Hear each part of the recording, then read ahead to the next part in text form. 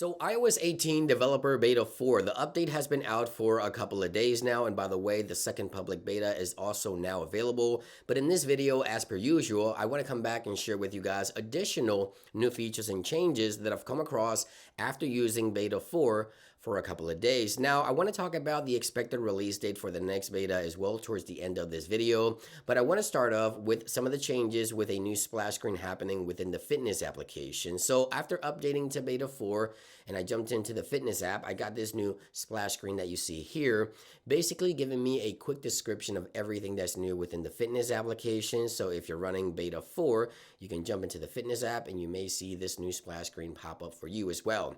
Now, there's some new changes happening to the new Flash UI that Apple introduced with iOS 18. So when you turn on the Flash within iOS 18, iPhone 15 Pro and 15 Pro Max users can actually use this new UI. Well, guess what? Apple has now brought that over to iPhone 15 and 15 Plus as well. So it's not unique to Pro iPhones anymore. It is now available across the board throughout entire iPhone 15 lineup. Now, there's also some changes and welcome changes happening to RCS. According to many users, RCS is now expanded to Spain and the UK. Now, obviously, I live in the US. I can't 100% confirm that, but it appears that some users within the UK and Spain are seeing the option for RCS. Now, here in the US, it feels like more carriers are stabilizing and updating their network to better support RCS here in the US. So Verizon is more stable on my devices here in the studio, as well as T-Mobile and AT&T devices appears to be working a lot better with RCS here in Beta 4, which is a welcome change. Now, something else that's different here,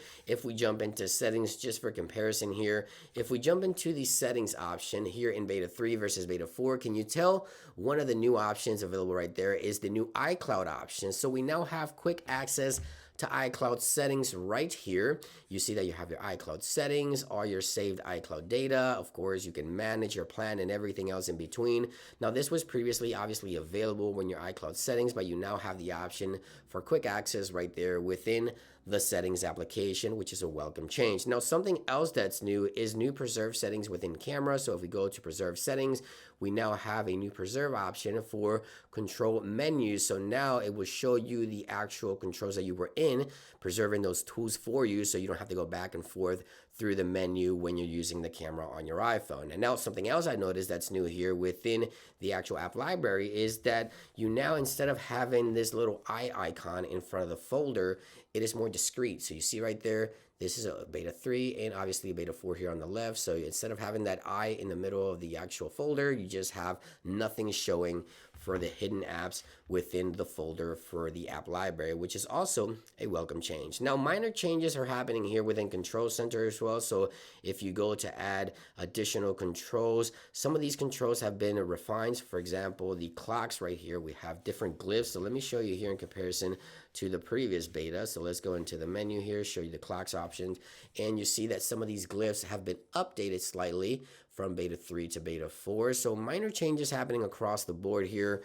More refinements happening within the latest beta as well. There's also updates to iPhone mirroring. You can now also resize different size windows for iPhone mirroring to macOS Sequoia. And there's new wallpapers available for Apple CarPlay. So yeah, overall, this beta feels a lot more stable and polished. Obviously, as more time goes by, this will continue to be the case. Hopefully, obviously, this should be the case within the next couple of betas. So when can we expect iOS 18 Developer Beta 5 and Public Beta 3? Well, Apple has now, I guess, officially switched to a weekly release schedule. Keep in mind that Beta 3 was released last week and Beta 4 was released this week. So if Apple continues on a weekly release schedule, that means that we could see iOS 18 Developer Beta 5 and Public Beta 3 as early as the week of the 29th, the last week of July. And hopefully, fingers crossed, Apple will bring some Apple Intelligent features to the iPhone with the next beta starting to roll out within the next couple of betas. Apple Intelligence is one of those things that's just going to take some time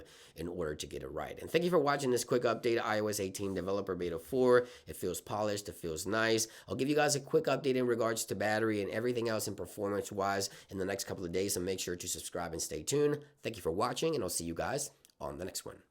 Peace.